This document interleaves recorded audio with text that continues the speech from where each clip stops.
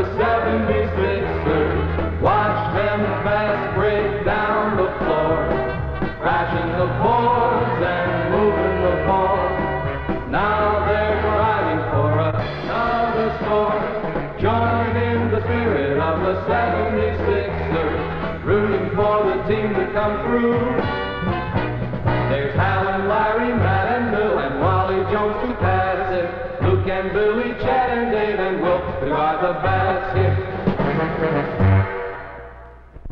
Wanting a world championship is one thing. Getting it is another. Coach Alex Hannum explains the route to the playoffs. I think that we achieved something in our win-loss record over regular season play that will never be equaled again. Losing only 13 games in a long NBA schedule is something that I believe will be virtually impossible for any team to do again. The thing that made this team so great, I think, was a natural maturing of the whole team together.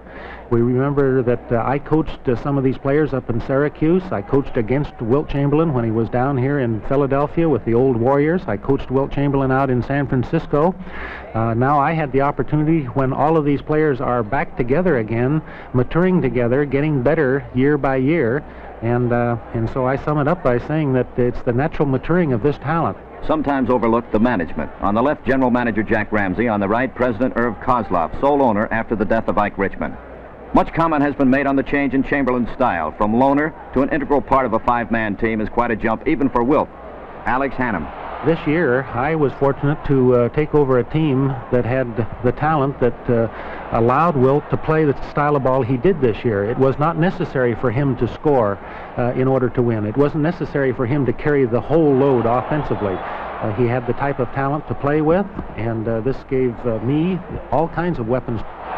But the weapon the fans still love most is the stuff. Wilt style. Coach Hannum analyzes the rest of his team. Hal Greer, I think, is one of the three best middle-distance jump shooters in the history of the game of basketball. Hal can hit that middle-distance jumper. He gives us offense at all times. Had, I believe, his greatest year this year. Luke Jackson, I believe, is capable of playing a great center position, but when you're playing on the same team with Wilt Chamberlain, you've got to adapt yourself to playing that forward position, which is exactly what Luke did. We had the most powerful, awesome side as far as rebounding and strength on the front line of any team in the history of professional basketball. Wally Jones, there were some question marks about Wally before the season started, but it didn't take him long to dispel any doubts about his being a great pro basketball player. When the blue chips were in the pot, he hit, and he hit consistently. Chet Walker, his great shooting, his great driving, his great defense, one of the truly great all-around ball players and cornermen in this game. Billy Cunningham has been known as instant offense. He became the 76ers' sixth man. He comes in cold, and he just tears the other team apart. When he's scoring and driving to the basket, which is his game, the name, the Kangaroo Kid, really tells the story, because this is exactly what he is, and he gives us that offensive punch that we need so many times to get us going when things get a little bit dull. Matty Gukas, in his first year as a pro, was of a question mark early in the year, but arrived much sooner than most of us thought he would. As to his own contribution to the team? Well, I would like to think that I had something to do with putting the whole thing together. And putting the whole thing together took the 76ers to the semifinals with the Cincinnati Royals in a best-of-5 series. For the first game in Philadelphia, everything looked rosy. Hal Greer used his own inimitable style to pop the ball in the basket. But Cincinnati's Oscar Robertson drew the Royals ahead. Philadelphia came back with Luke Jackson tying the score. Nobody figured on Connie Dirking getting hot, but he did. The Royals led at halftime, and they continue to lead. Wally Jones starts to come through. But it's not enough against Dirking on the outside and Oscar Robertson on the inside.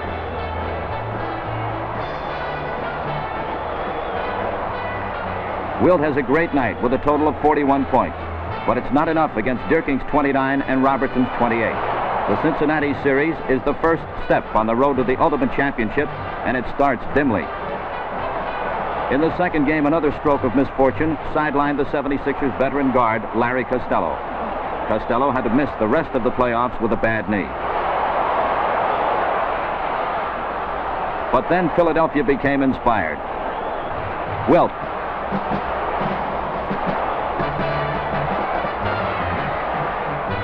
Chet Walker.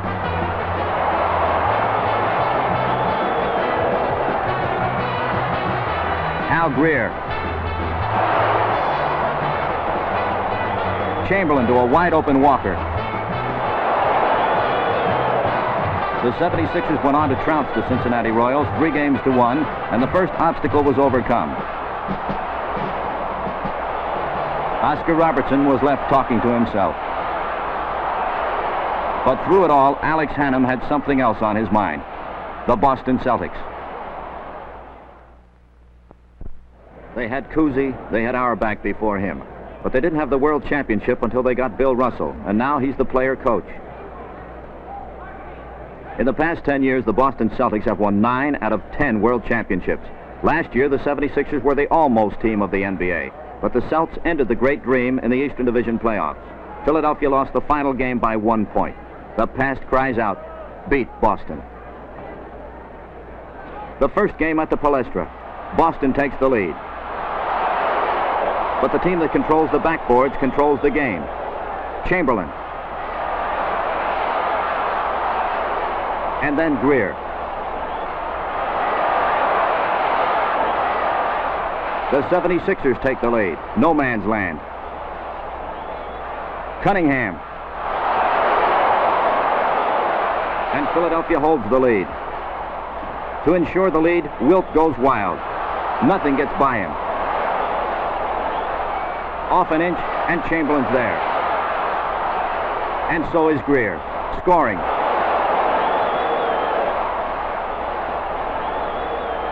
And scoring. Boston is not dead. Russell.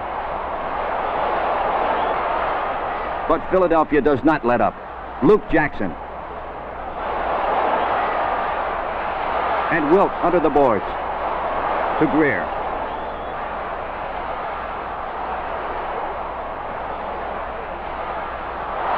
Chamberlain. At halftime, the 76ers lead by 17. And Greer is still hot.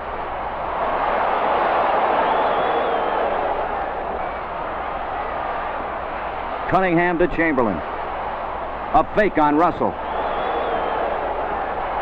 He's in. Wally Jones from the side.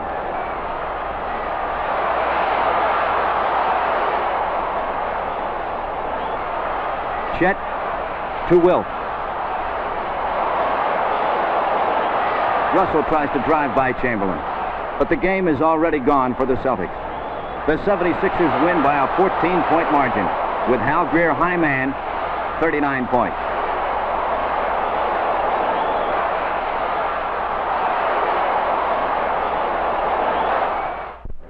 After a narrow win in Boston, the 76ers are back in Philadelphia at Convention Hall. Alex cautions the team about overconfidence. With management looking on, a seesaw battle rages on the court. Neither team can break open the game. Wilt manages 25 rebounds in the first half, but Philadelphia only leads by 2 at halftime. Boston is not dead. But with the big man under the boards, a miscalculation can turn into a scoring opportunity.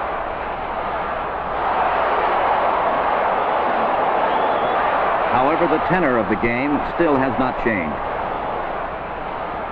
Both teams struggle. Neither can establish a clear lead, and the lead changes many times.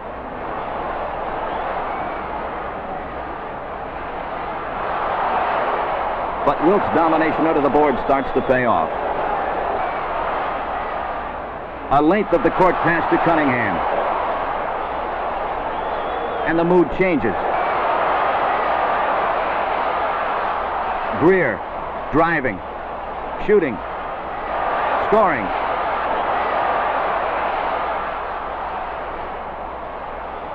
In the final seconds, Wilt is fouled by K.C. Jones. Although not the greatest foul shooter, Wilt can make them when there is something at stake. Today, it's only the last 2 points in the game. The end of a perfect day with a record 41 rebounds to his credit. With 3 games locked up, the great dream of a 4-game sweep over the Celtics seems a short step across the street to Boston. Boston is not dead, says a cornered Bill Russell.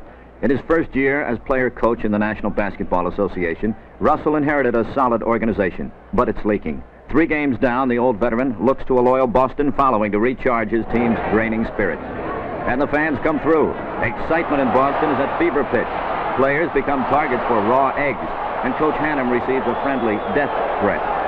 But through it all, Luke Jackson responds to spark the 76ers. The 6'9", 240-pounder leads the team with 29 points. But the great dream of the 4-game sweep is slipping away. Still, the 76ers have what it takes to come back. Flashes of brilliance from Chet Walker, and the team from Philadelphia starts a comeback. It's late in the 4th period, and the Celtics have only a 1-point lead. A bad pass. Wilt to Gukas. The 76ers lead by 1. A bad shot. Wilt rebound. To Walker. To Greer. To Gukas. The 76ers by 3. But Boston is not dead. Havlicek to Russell. The Celtics gain momentum. The defending champs edge to a 1-point advantage with only 25 seconds left on the clock. Sam Jones around Matty Gukas. Only seconds left. Philadelphia has to stop Boston. Best of 7. 4 in a row. The great dream. Don't let them shoot. Boston is not dead. Jones. Gukas stops him.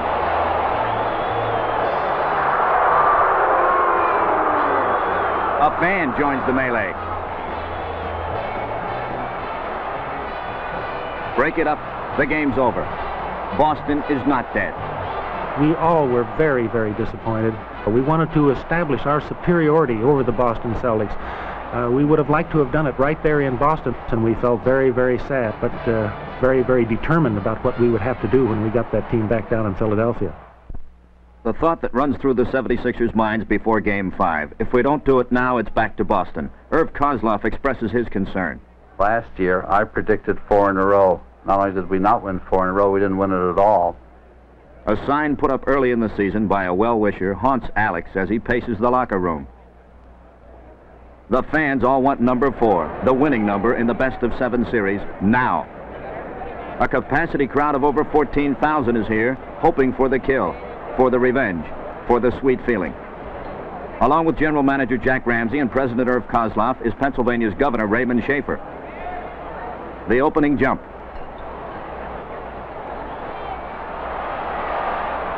Havlicek.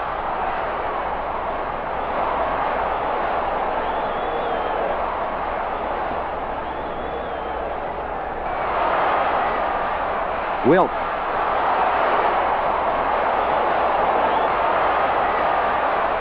Now things look better. But Boston maintains a healthy lead. Sam Jones.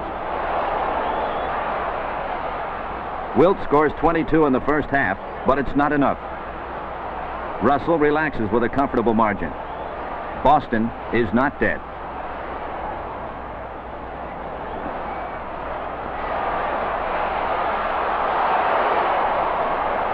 Philadelphia faces a 16-point disadvantage, but keeps fighting. Chet Walker.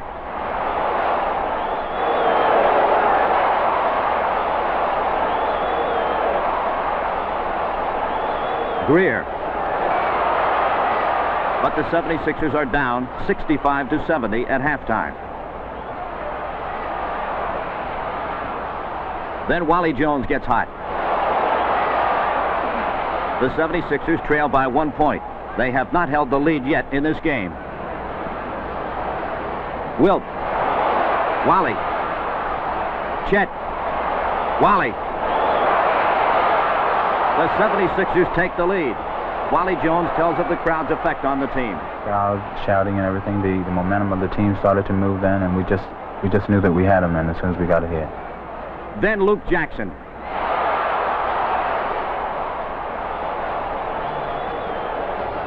And then Wally Jones.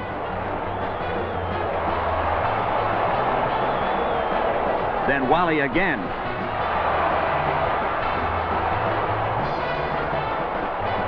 And again. Jones hits 8 out of 9 and breaks Boston's back. Wally describes how it felt. As soon as I hit my first shot, and I felt quite confident, and I just felt the streak come on, and every time I had the ball, I felt so confident that I just continued to shoot.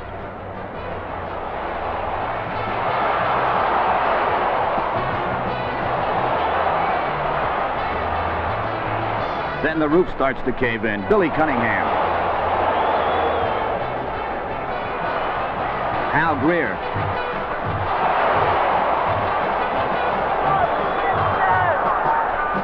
Under the boards, the famous Russell-Chamberlain duel reaches a settlement.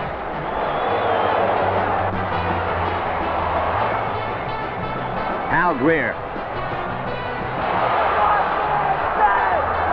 Matty Gukas.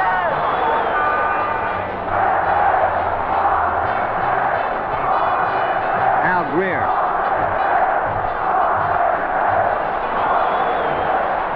Greer again.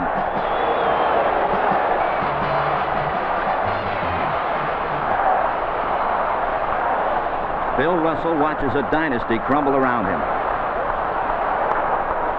The final seconds.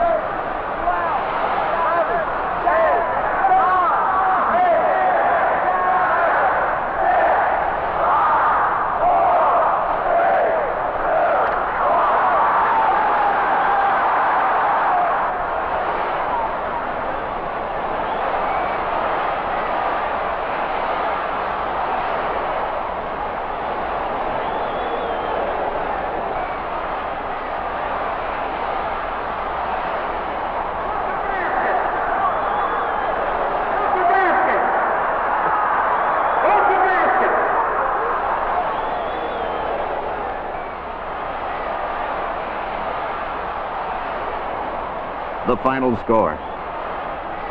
This is how it felt.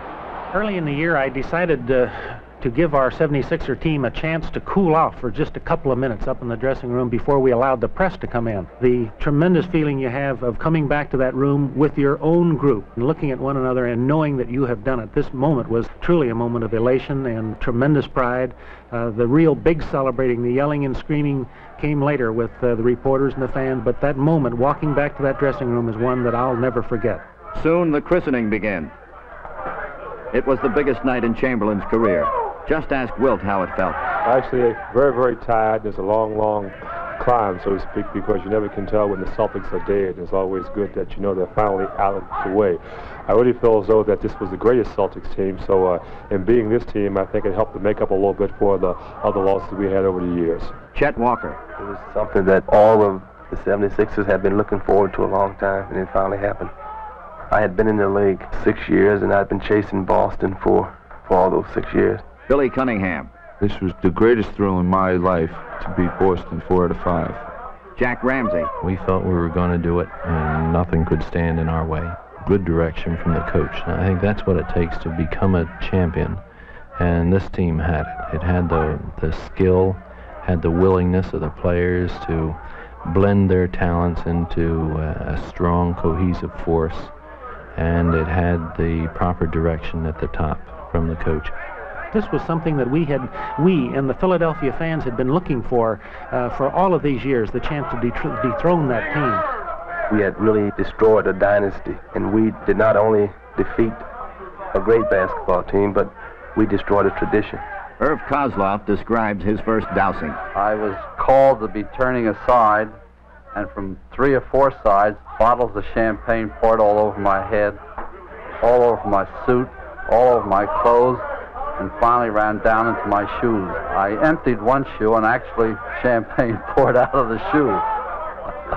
The suit I put aside when I got home and didn't have it cleaned for about a month, because I just enjoyed that wine, fermented odor, and it just carried me back to that night many nights thereafter. But to become world champions, you must beat the Western Division winner, the San Francisco Warriors. It's that simple. But there are 2 giant complications. A 6'11" center named Nate Thurmond, and a superstar shooter named Rick Barry. Coach Alex Hannum gives a capsule description of these two problems. Rick Barry, in my opinion, is one of the most outstanding, exciting young ball players to come along in many years. Rick has the ability to put the ball in the basket. He, coupled with fellows that can play the defense and get the ball for him, puts together the type of combination that is going to win championship. Nate Thurmond is a center that is starting to rival both Chamberlain and Russell as far as his ability, offensively and defensively. And we have found that you don't win big in the NBA unless you have that really great center. With Thurmond rivaling Chamberlain under the boards and Rick Barry hitting from all over, the Western Division champs fought the 76ers to a 3-2 count. The place, San Francisco. The time, late in the third quarter of a game that's been perspiringly close all the way. A scoring battle in the first quarter set an NBA playoff record. But now the Warriors have pulled ahead. Rookie Matt Guokas has been inspiring, but Rick Barry and Nate Thurmond have been sensational. Billy Cunningham explains why the top scorer in the playoffs is so hard to stop. I attempted to guard Rick Barry, but he is by far the toughest forward in the NBA to guard because he is in constant movement. Watch out, Bill. So close and yet so far away. 3 in the bag. All you need is one more. Tension, tension, tension.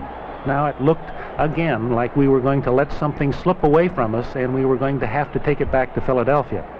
Late, very late in the fourth quarter, the 76ers finally lead by 114 to 113. But there's always Rick Barry to pull the Warriors ahead. San Francisco leads. Chamberlain is fouled. Ex-Celtic Bill Sharman, now the Warrior coach, relaxes, knowing Wilt's weakness on the foul line. But it's clutch time now. The 76ers take the lead by 1, but can they hold it?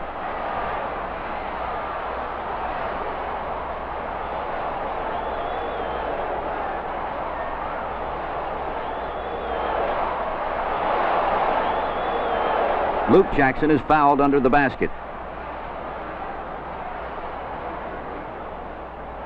Luke shoots, misses. Chamberlain grabs the rebound. The 76ers have the lead and hold it by 1 until 15 seconds are left. Barry has the ball. Walker guarding. I got a lot of help from Chamberlain, and between both of us, we managed to stop him. And we managed to force him into a bad shot. Luke Jackson got the rebound, and I think that was the turning point of the game. San Francisco substitutes Tom Meschery for Jim King for the jump ball with Luke Jackson. The Warriors gain 4 inches on the exchange.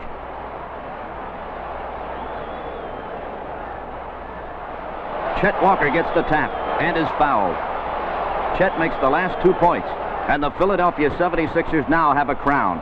Chet. We played so many games during one season, and right away was just another win. But then the next day, it really came down on me. And I realized for the first time that we were the world champion.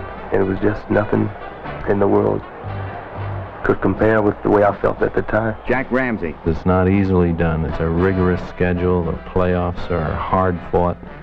And the best team does win this. And we were the best team, and we won it. Alex Hannum. We knew we could do it. We knew we wanted to do it. We felt that this was the year that we were going to do it. Chet sums it up. And we did it the hard way. We did it on the road.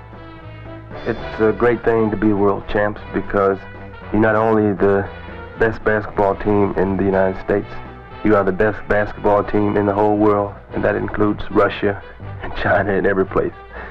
And you really don't feel the impact of the whole thing until you, like some nights you sit around or you lie down in bed and you think about it, and then you realize that you are the best.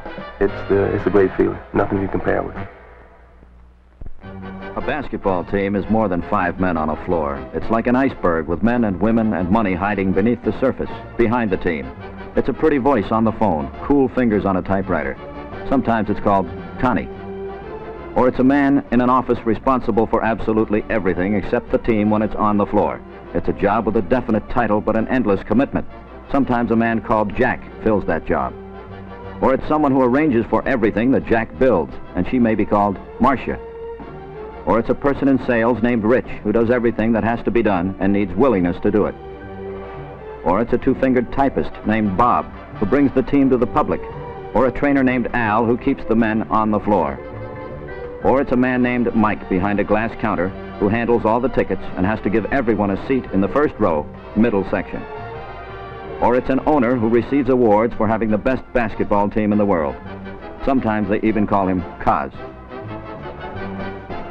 But to the public, a basketball team is the men who excel in their sport, and they receive recognition from their hometowns. Sometimes the town is called Philadelphia and has a history of developing great talent like a Wilt and a Matty and a Wally. Sometimes Wally will tell why.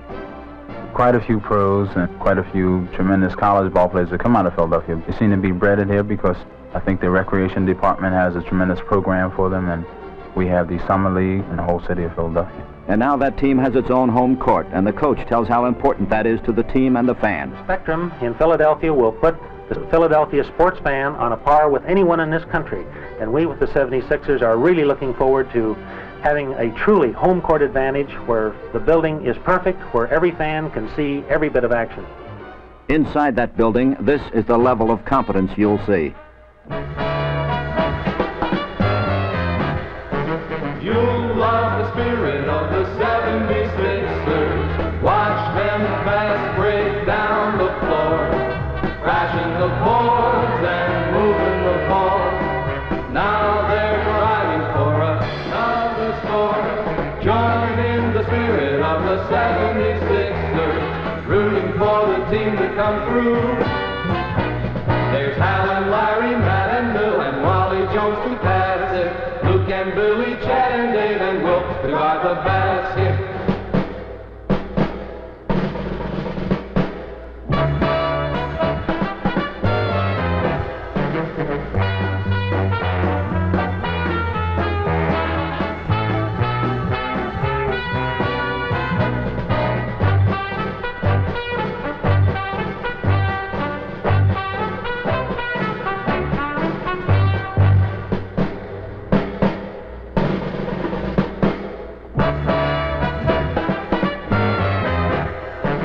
You'll love the spirit of the 76ers. Watch them fast break down the floor, crashing the boards and moving the ball.